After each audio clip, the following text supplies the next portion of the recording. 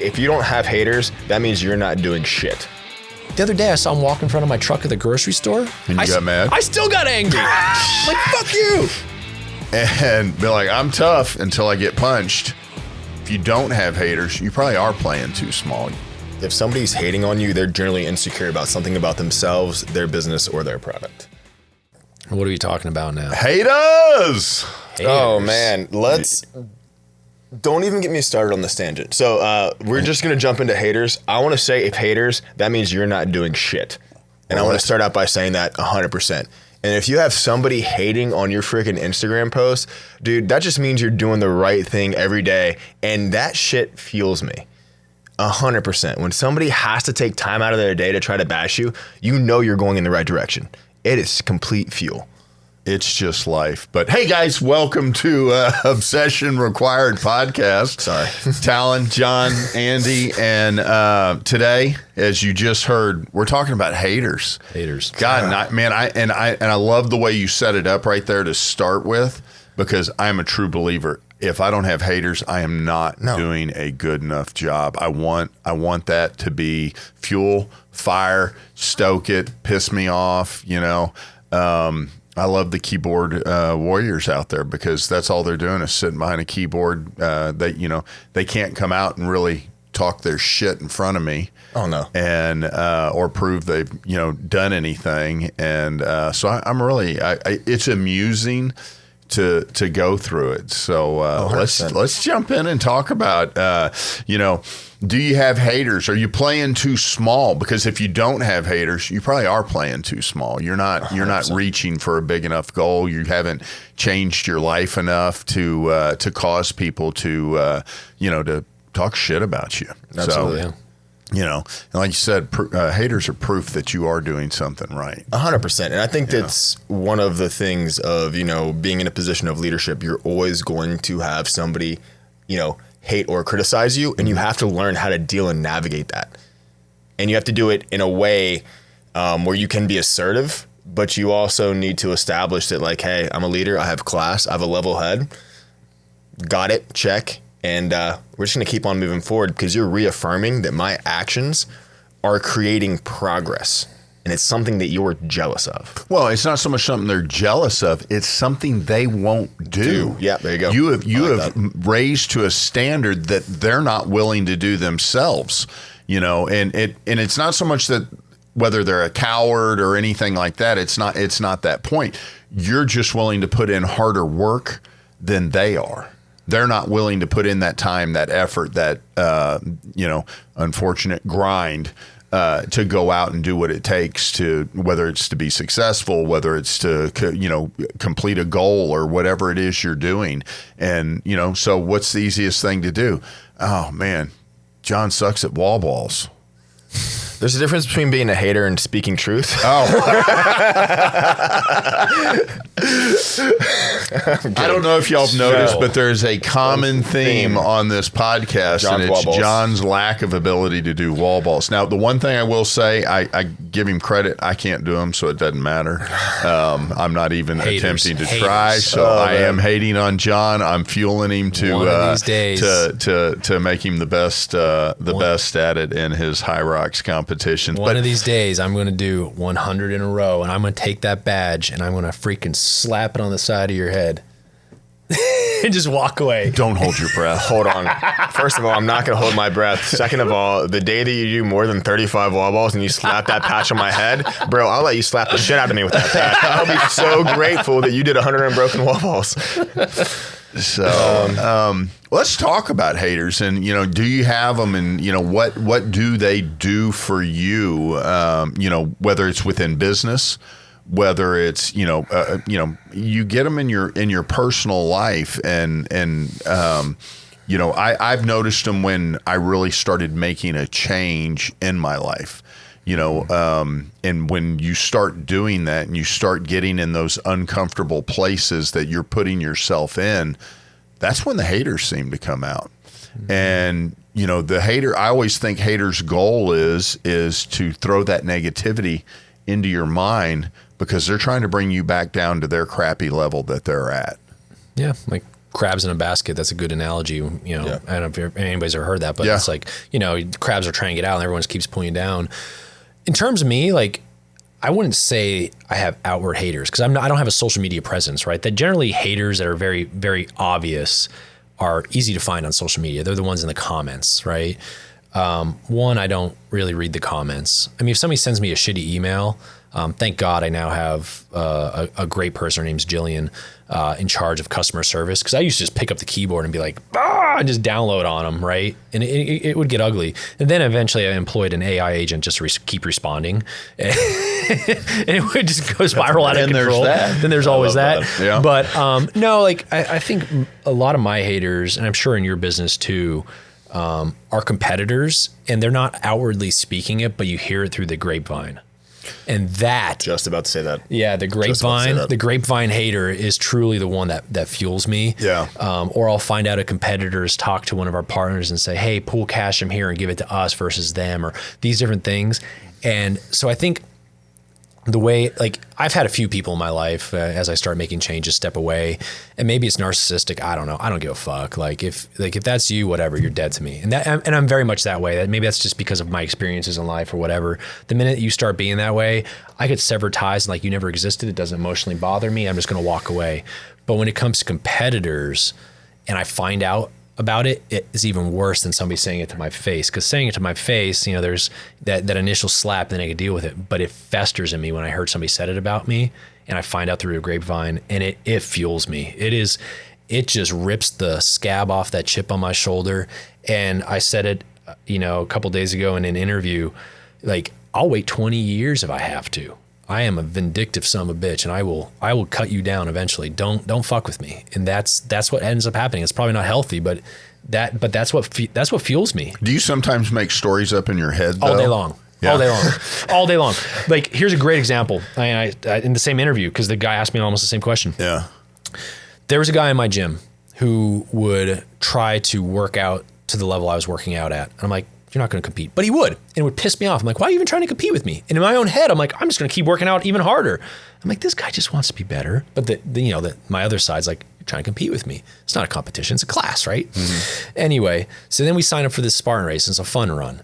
And he's a runner. And he's beating me.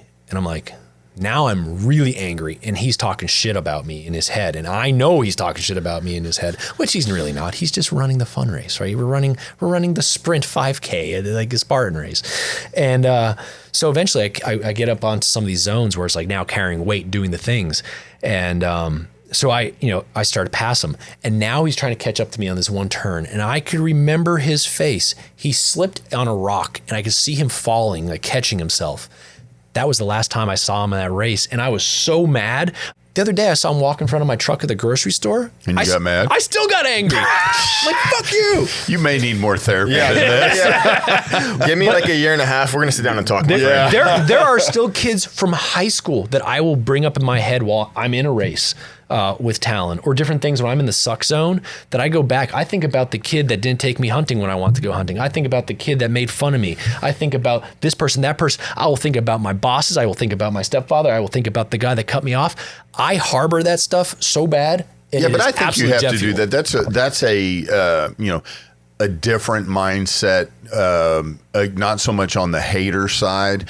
That's that mindset of what just continually fuels you and drives you to be successsul. But in the difference, it's funny you say about that guy in the gym, because there are those haters that are your social media haters. Like you said, those are your low hanging troll in my mom's basement keyboard haters. warriors, and then you have real life people, whether it's a competitor, but as you change as a person and you evolve and you stop doing things from what the norm of what you were doing, that's when other haters come out. And those are the personal haters that are people that you thought were your friends. Well, yeah. That are talking either behind your back or may even send you a message or whatever of, hey, John, why, hell, I was giving you shit when you quit drinking. You did. Hey, I remember being in that bar, the White Elephant. Come on, everyone, making fun of me. And John quit drinking, and I'm sitting here just bashing the hell out of him for quitting drinking. And then here I go right after that. It wasn't months later. Here I am. I quit drinking. No, well, that actually made me proud. I smiled. The people that I love when they give me shit and they eventually go and do the same thing, I smile about that. I have to chuckle. I mean, you guys were all over me that night about drinking, and it was because I had a race coming up, and but priorities change. I mean, and priorities change in everybody's lives. But it's the people that say things that are truly out there to harm you, and those are the haters that really get under my skin. I mean, I could still think of one of my first people I went to when I started my business. Straight up told me, I don't like you starting this, and I don't like you doing the competition. I told you not to do it. And that's all I needed. And that was the chip on my shoulder that I still carry. Their business is still a regional business. We're now a national, if not international, media company. And I still smile when I see their little newsstand here locally. And I still think about that conversation, and it still fires me up. Even though I beat him, and they are 6 foot in the ground, in my opinion. I still carry it. And that's kind of, I'm sure you deal with that, especially in the car business too. Yeah. I mean, the backstabbing is huge in that business. Yeah. It's very competitive. So, you're constantly, I always like to say, I'm not going to talk bad about anybody I'm doing business against. I let them do that for themselves. Yeah. There's no need to. So you compare products, what value are you getting at our business versus what value you're getting there? It's not comparable. No. I don't need to point it out to you what their flaws are, and they always go in, and it always seems, they'll walk into one of my customers and be like, oh, you do business with him? I heard this about him. Or, their auction doesn't do this, or, there's always something. And I'm like, why do you need to go in? You can't sell yourself good enough? Are you that insecure about what it is you're doing that you just automatically have to come out and hate on us? Well, and that's the sign of somebody that doesn't have a whole lot going on. I mean, what I find myself doing in situations is I don't really fall into that trap per se, but what I'll do is I'll look at competitors or people that have challenged me, and I'll look at their numbers and I'll look at their stats, and you could come into a conversation though where you're not throwing shade on somebody, but you're able to say clearly with facts, hey, I know that you're working with so-and-so, you've spent X amount, and these are the results that I've seen you've garnered. Is there something else I'm not seeing? Because if you compare them to what we're doing, and here are the results you've seen for that same amount of spend, does it really make sense? And then you could actually let them start sowing their own toxicity by just presenting facts. That's completely different. And that's going in. That's the healthy way of doing it. That's going in, but then you're showing the value that you bring and why they would want to come over and do business with you versus somebody throwing true shade. Yeah. And I know, I mean, and don't get me wrong, I there was a point in time growing up in the business that, because somebody threw shade on me, what do you think I did the next time I walked in? I went back to doing the same thing. Yeah. And I went in one day and I talked with the dealership, and I really thought when I was walking out of there, I had their business. And, I was like, oh yeah, man, this is great. I'm dialed in. I told them about the negatives over here about this place, and not so much the way you were talking about it, but more the shade side of it. Didn't get the account. I went back to him and I sat down with the general manager and I said, hey, I'm not in here to ask you for your business again. I said, I'm more here to find out why you didn't do business with me so that I can work on myself and find out what will make me better. And he specifically told me, he said, man, you came in here and you didn't tell me what you could do for us or find out what it is we needed. Yep. You came in here and talked shit about somebody. Yeah.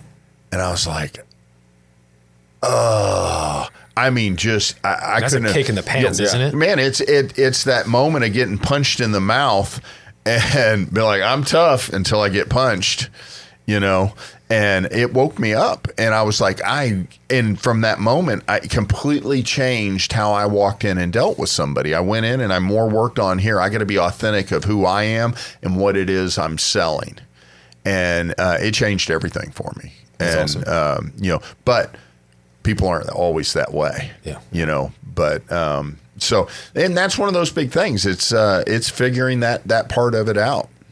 So I think, one of the things that I've kind of learned is if somebody's hating on you, they're generally insecure about something about themselves, their business, or their product. All right. I'm very outspoken about, the gym in Fort Worth. Like, I have the most successful High Rocks program in Fort Worth. Walk into my gym. I have the flags. I put that out there. Fort Worth's a small community. There's other gyms in the area who are very much keen to bash me to other potential clients about High Rocks and for that. But I don't get so hyper focused on that. I know that they're just insecure because they haven't been working to build what I have with this High Rocks program. I committed in 2021. I've been putting 4.5 years work on this. I'm going to tell you I'm the best, but I don't have to do that. I don't have to bash somebody else. But I know that those who are bashing me to people getting interested in High Rocks are just insecure because they don't have and have not spent the time developing what I have. They're doing generic workouts. They're not reading, basically the Kenyan strategy on building elite endurance runners. They're not reading all of the articles that I am dumping into this of how do I create a truly unique and successful hybrid program. And so those people who are doing that, I let them talk. I'll take it. Does it piss me off? Yeah.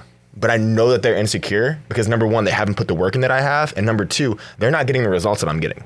So I let them sort of dwell, hate, speak that truth. Because like you said, when somebody comes into my gym and they start training and they see the progress that they make, my product speaks for itself. Yep. Doesn't matter what they say anymore. Well, and you can also go like that.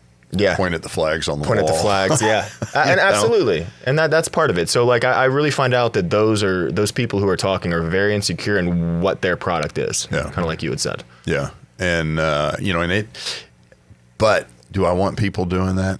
Absolutely. Well, nobody wants to hear something negative, right? Like you put so much work and have so much pride into what you do that when you hear that, like it can feel like a stab in the back or a stab in the gut. Like it's not easy to hear criticism that's negative, even if that person doesn't even matter to you. And if you do know the person, and what I'm starting to find out later as my circle tightens, is there people who were once shortly involved in my circle who have now slowly become haters for whatever reason. Now I'm willing to hear constructive criticism on something that I did or may have done, but when you start to hear what it actually is, you're like, kind of surprised that that's what we're choosing to hate about. And what's the real validity behind that? And then what's the reason behind that? Yeah. And that's been something that's been unique, is having people who were once somewhat in the circle now become haters. But when you boil it down, it comes back to one of their insecurities about why they're now hating. Well, and you always wonder why when you're same industries, okay? You're talking gym on gym, let's just call her, me, auction on auction, or for John, magazine against magazine, or digital media for that matter. I'm always from the deal of, man, let's better the business we're in. Mm-hmm. Yeah. Let's better our industry. By me bashing on you, I do nothing to help our industry. No. And why is it that we have to be that way? Because the competition is good. All it's doing is raising the standard of what everybody should be doing. There shouldn't be that part of, here, I got to bash on somebody in order to be able to get ahead of them. I'm always about, hey, what value am I creating for my customer? And as long as I'm doing that, it's because these people over here are doing this. It's what's pushing me to be better. Absolutely. That makes perfect sense.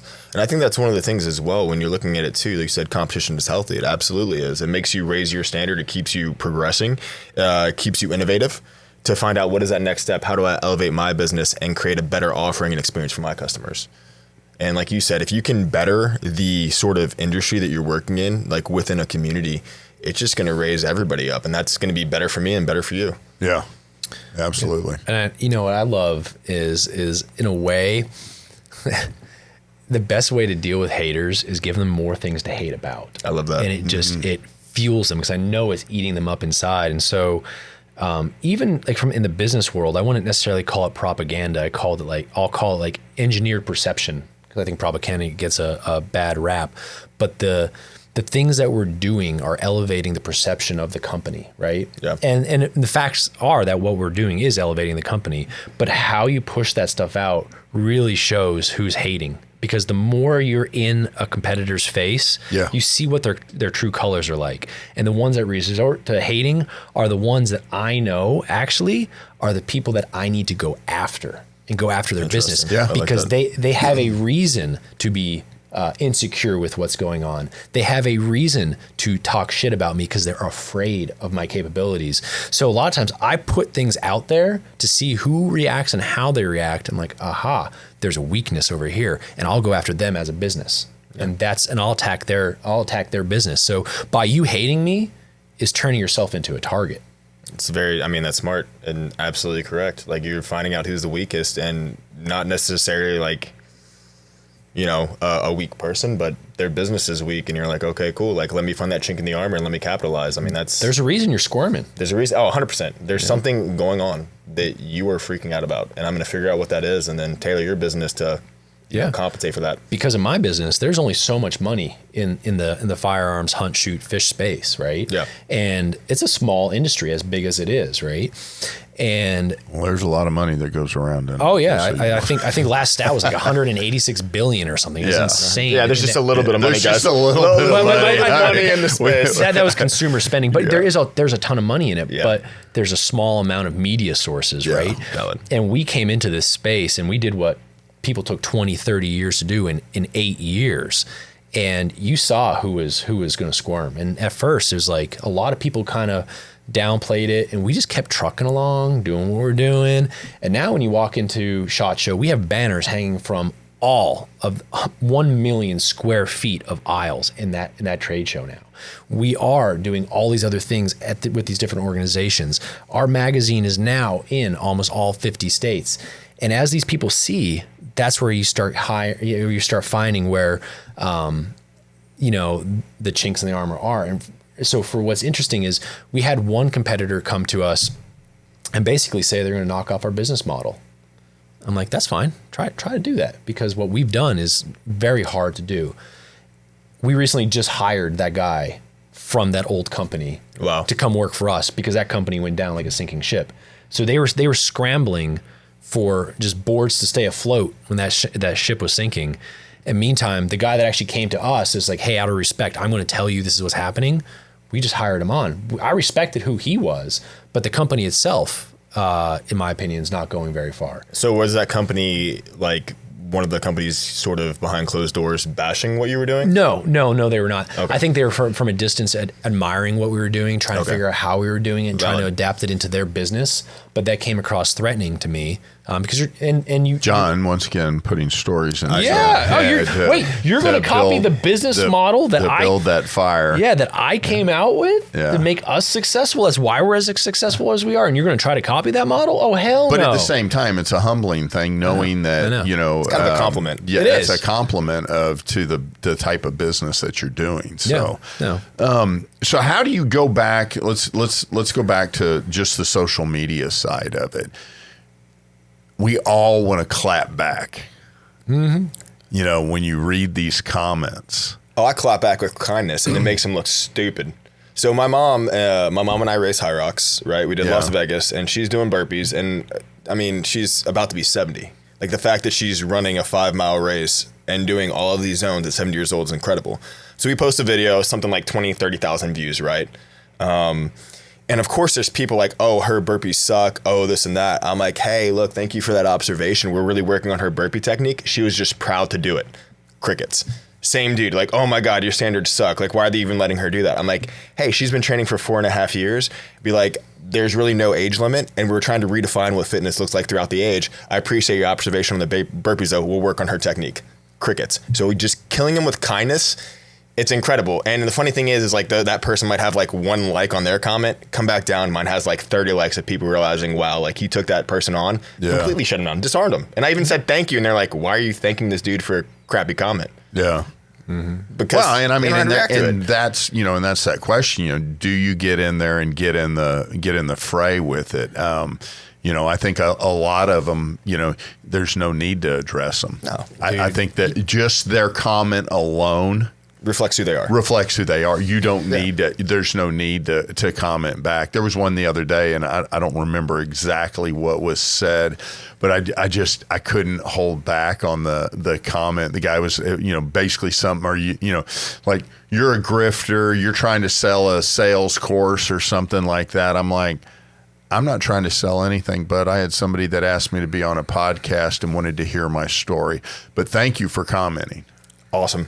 And I had to respond because I wasn't trying to sell anything. I'm not trying to say, that's not what I was, the interview was about. Somebody asked me to be on a podcast. They wanted to interview me and hear what my story was. Yeah. So hey, I'm there to tell the story. Mm-hmm. I think that's awesome too. And I think that there's sort of a duality to it where we're like, you have the opportunity sometimes, like you did, to show like, hey, first of all, I'm a real person. Like you thank the dude, you define that, hey, I'm not trying to sell anything, and people can see that.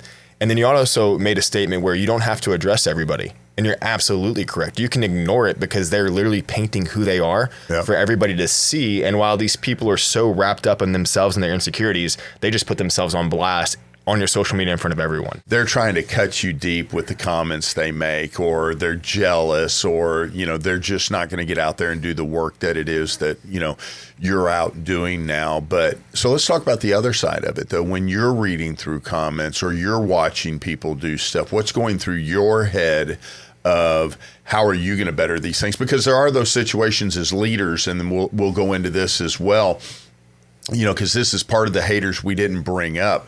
What about those haters at work, at your job place, and, you know, not so much your job, but the business that you're running, because they're almost like that armchair quarterback.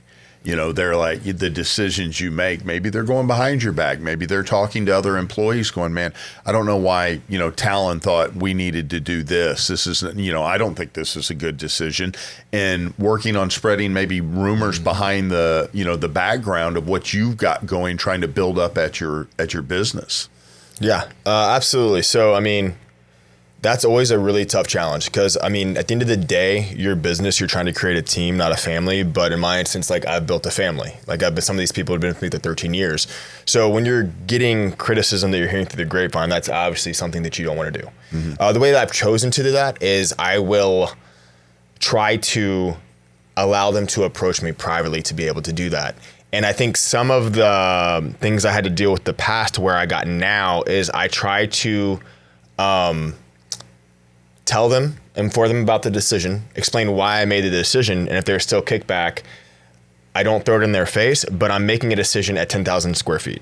I'm not thinking about tomorrow. I'm not thinking about a week from now. I'm looking at like, what do I need to do? What are the hard decisions that I have to make as a leader that if I don't make are going to impact the company negatively, which in turn is going to negatively impact them, even though they can't see it. So trying to do it with professionalism, with grace, and I actually do listen and try to listen to what they have to say, even though they might have said it out of a frustration, but see if there's anything that's usable that I need to action to maybe improve myself. But as far as that decision goes, again, I won't specifically pull them one-on-one unless it's really bad, but I try to explain it and say, hey, this is why we're doing it. And if they're not bought into it, that's something that I can't force, but it needs to happen, or else there's going to be another change that needs to be made, and one they probably wouldn't like. Well, we'll call those people like within the organization. If they're truly haters, you need to cut them. Well, you got to go. If you're thinking about firing somebody, Yeah. you should have fired them 6 months ago. Yep. Right. And I've fallen for that mistake twice already. I raised I've raised both hands. Yeah, exactly. Yeah. But then there are people that are, this is a good example. I'll call them lovers in a way. Like they love the family so much that they're a little bit bent out of shape, and they may be talking shit, but at the end of the day, it's because it's come from a place of care. Yeah. I had a situation like that come up at work, I don't know, maybe like 4 or 5 months ago, and we've been in a tough spot with one of these technical challenges we've been having, and it's been dragging on. And I'll admit, as a leader, sometimes people think of you as a leader or a CEO because you've always got the answers, but there's just sometimes you just don't. You're stuck between a rock and a hard place. There ain't nowhere good to go. And sometimes you just have to stay there to see how it plays out. And you're just like, I know waiting is still making a decision. And I know this is going to turn out bad. But if I move forward, it could turn out worse. And if I go backwards, it surely ain't going to be the place I need to go. And I had the situation where one of our employees they were sharing their screen in a presentation. And I saw the DMs on the side on their screen. They were sharing the whole screen. I'm like, oh, and then they quickly clicked out. Well, at least it wasn't porn. That would have been awkward. Yeah, that would have been awkward. I would have liked that a little bit better than seeing what you read. Yeah, what I read. Yeah. It would have ran faster too. Yeah. But shut up. Anyway, no, and you know what though? Like as a leader, I was like, okay, so this is like what the team's saying, and this is coming out of a place of love for it, and I had to give grace to it. But also as a leader, like it was a kick in my ass to like, hey, you've got to do something. Your team is now, there's dissent within the ranks. You've got to do something. And no matter what you're doing, this holding pattern you're in ain't helping right now. And so then but I also had to shut that shit down too. You had to call and say, look, 100%. like, hey, I don't appreciate this. Let's figure out what this is. Yeah. I get where you're coming from, but these are the reasons I'm doing what I'm doing. And yeah, it sucks, but you're not seeing the full picture, or maybe you didn't consider these factors. And we moved on. And I think it probably brought us closer together, but like, it was hard to read, but it was true. I remember you telling me about that situation, and and what it makes me think of is, one, you don't ever want it going on from the standpoint it puts doubt into 100%. the rest of the, whether it's the team, the family. I always you hear so many different sides of business, and this is a little bit off of where we're going, but team, family. You should only be, employees, business, that it shouldn't be, we're a family. I'm like, yeah, but I don't truly believe that. Because our organization operates from, everybody down the line. Yeah. I'm not just concerned about the employee that's in the office. I'm concerned about their kids. I'm concerned about their family. 100%. I'm concerned about how everything affects all the way through, because all of those things interfere with what goes on inside my office as well. 100%. Mm-hmm. But where I was going with it is I remember you telling me about that incident, and I think I told you right then, you have to sell the vision. Mm-hmm. The problem is they're not understanding what your vision is of where you were headed. Right. And like you were saying, they don't see the bigger picture. So that's our job as a leader to constantly, sometimes we have got to be in front when we're making these decisions, in that moment when the decision's made. Do I need to be explaining myself? No.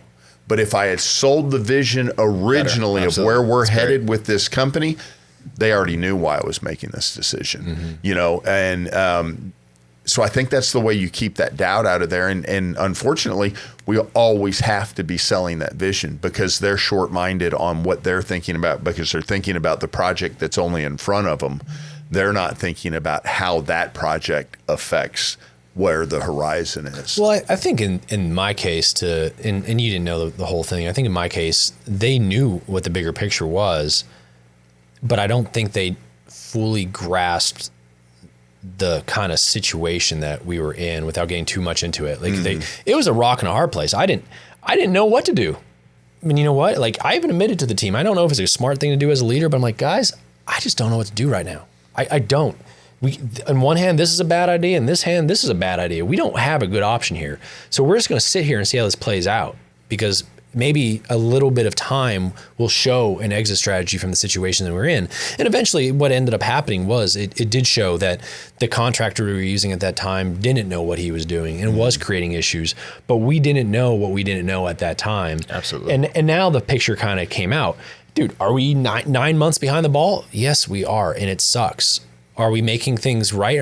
But at the end of the day, too, you got to look at the business. Like, even though we in our heads are behind the ball is actually so much further ahead than some of our competitors. So I'm just holding myself to this level of excellence that I hold myself to. So sometimes you also have to look at, like, it's another one of those old sayings I heard, it's like where expectations and reality intersect is where disappointment happens, right? And I think that in this case, my expectations were much higher and the reality of it wasn't. And the entire team ended up getting disappointed. And that one message was what I needed to kind of see what we needed to do and really be the spur that kept me moving, because we were going to die in that foxhole if we didn't move. It sucked having to move forward. And did we lose along the way? The hell we did, but at least we're in a better position now. It's hard to really call it hate, but the comments and the conversations that are somewhat negative, it was hard for me to differentiate, what was coming out from love, what was coming from frustration, and then what's coming from just a misunderstanding, and trying to differentiate that. And obviously in my business, all my coaches start out as athletes. So I've grown close to them like family. So the second that I hear something, my first thought is, oh my God, I'm going to fire them. It's like, what's causing this? Why is this? And then what you just said was just a light bulb in my head. Like, maybe I didn't sell the vision on why I was making that decision. And I think that's huge. And that's something I think, I'm going to move forward, is like, if there is a misunderstanding, because I know these people so well and so closely, like, I need to sell my vision a little bit better take what they have to say, address it. And if it's being done in a way that's not professional, again, we have to address that as well. You know, creating a rumor mill is nothing good. But I think selling that vision is huge. And that's something that's very, very actionable to make a huge change in the dialogue that would happen within your company. Yeah. And you know, and we've all had that. At one of my dealerships, I had, you know, somebody that was going around, and one of the managers was, you know, putting information out that he would hear in a meeting that was not accurate, but he was doing it to try and put himself in a more controlling position.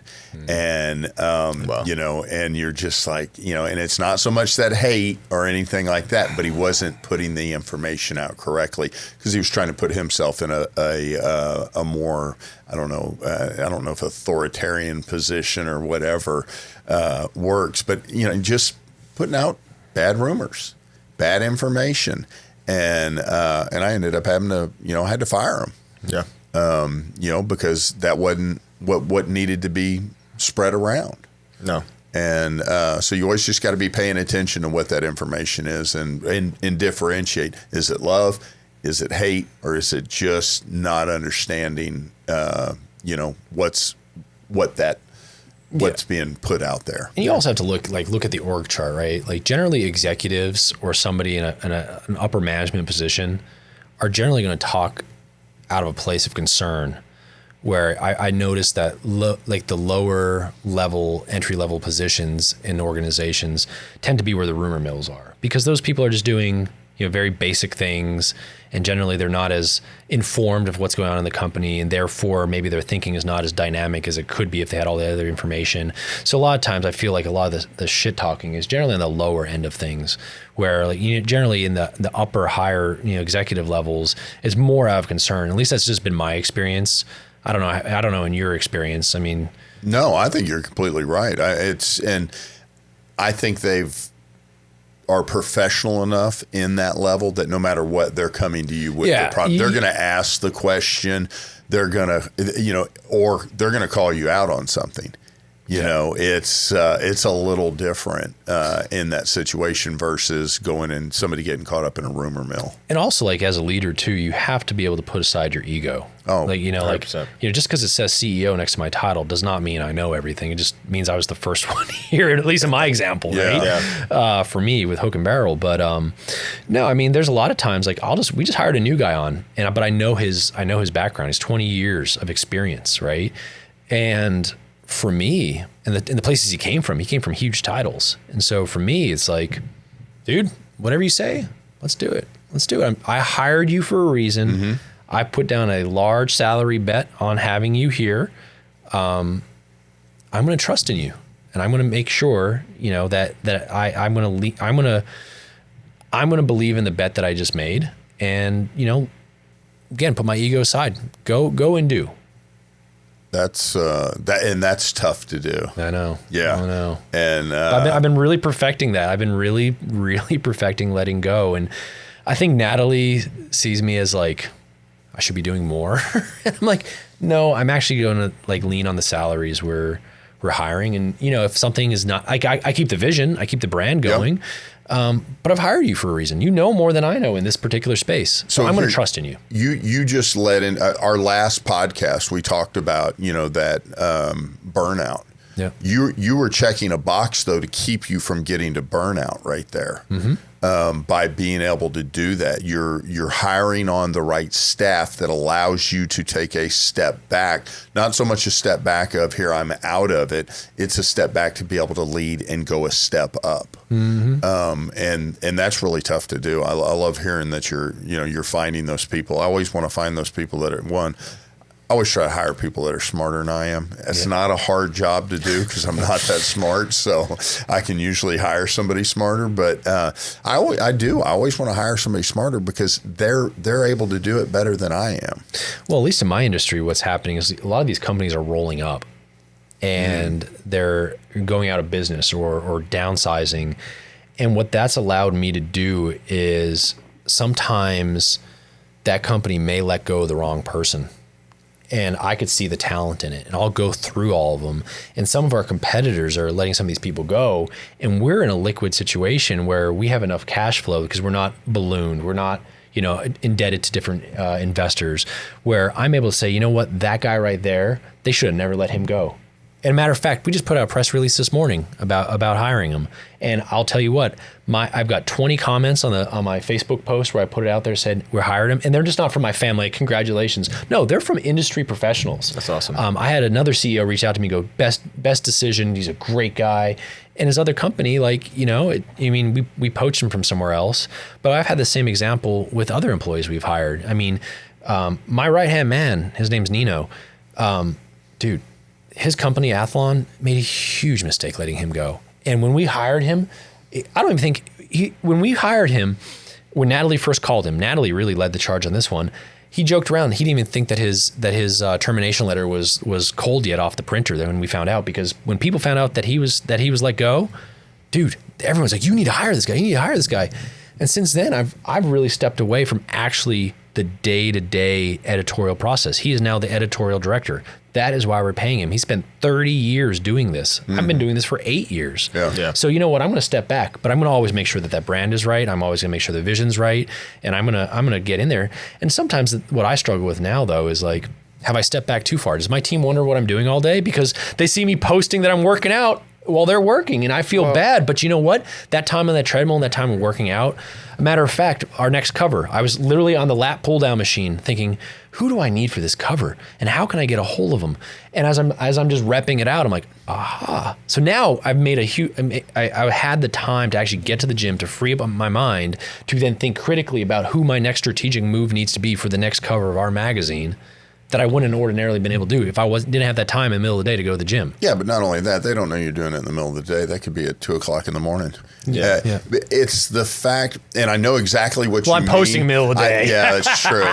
But I know exactly what you mean of that deal of, okay, what do they think I'm doing? Because I've been over this past year, I keep stepping further and further away, yet I'm getting closer to other customers because I'm spending more time, I'm visiting more customers, Absolutely. I'm getting back out on that, that road, but I'm not in the office. And in the back of your head are always like, do my employees think I'm just slacking off playing golf? 100%, you know, and I'm like, I show up and they're like, oh, look who came to work today. I'm like, you? yeah, glad you're here. Glad you're here.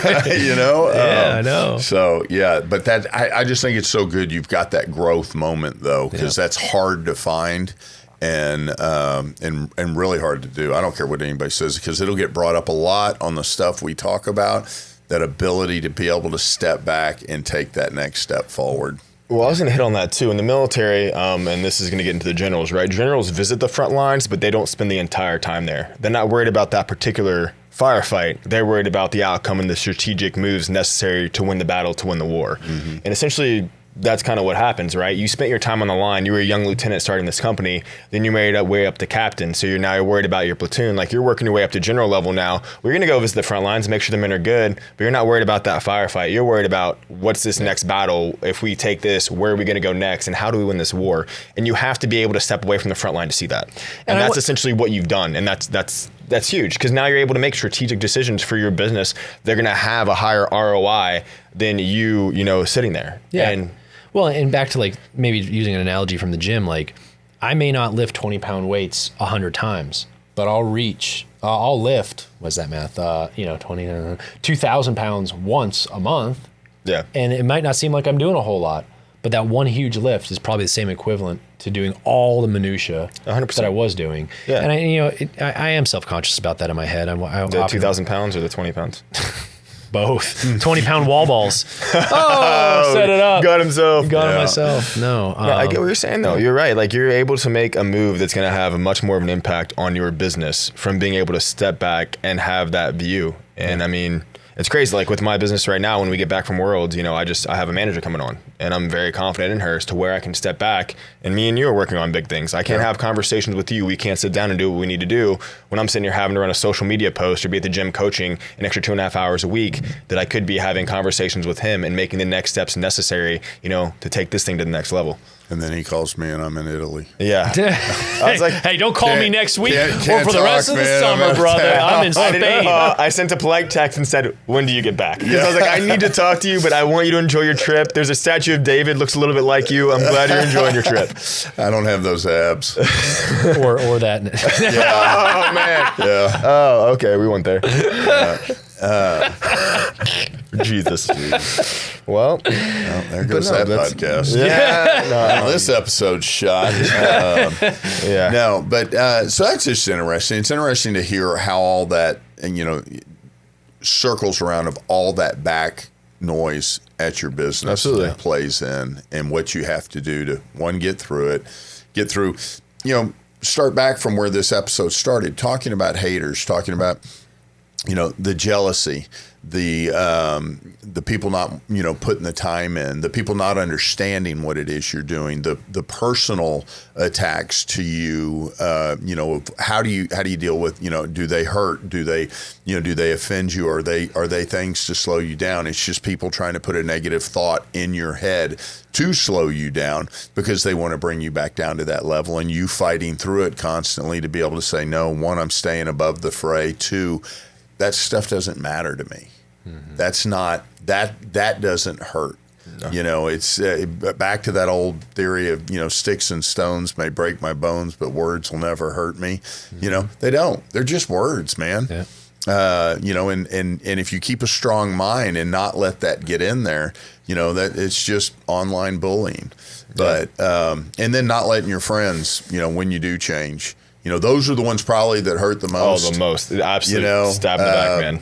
That probably for me hurt the most was, the friends that always, whether it's in business or it's, online, of them hating and making comments about, the journey that you're on, and like I said earlier in this, I made that ragging on John about, you're an idiot, you're not drinking, we're out having fun, and me and there's 3 or 4 other of us just ganging up on John because he wasn't drinking, and then boom, I made that change. We have a phrase here in Texas called "bless your heart." Yes, a lot of times you just need to say "bless your heart." Yeah, and and then you find out, like, dude, he was right. Yeah, he made that right decision. And I'm glad that I went through that moment with him, because now I've had to live through that same moment of somebody doing to me exactly what I was doing to John. And something to go with that, sometimes, again, people who are hating you, like, they don't necessarily understand what you're doing. Their insecurity does that. But I think that's kind of awesome, and I've seen it happen before. People who were hating on me bashed what I was doing. Yeah. I didn't put them down. I didn't kick back into it. And then guess what? Kind of like what happened with John. They eventually started emulating my behavior and made a personal change. And then they were no longer hating anymore. They were like, oh, wow, I just didn't understand. And it's a hater becomes a supporter. Like, that is one of the biggest compliments you can have through your actions, of having somebody who initially bashes you and now they're like, oh, there is a better way. Yeah. They were doing it all along.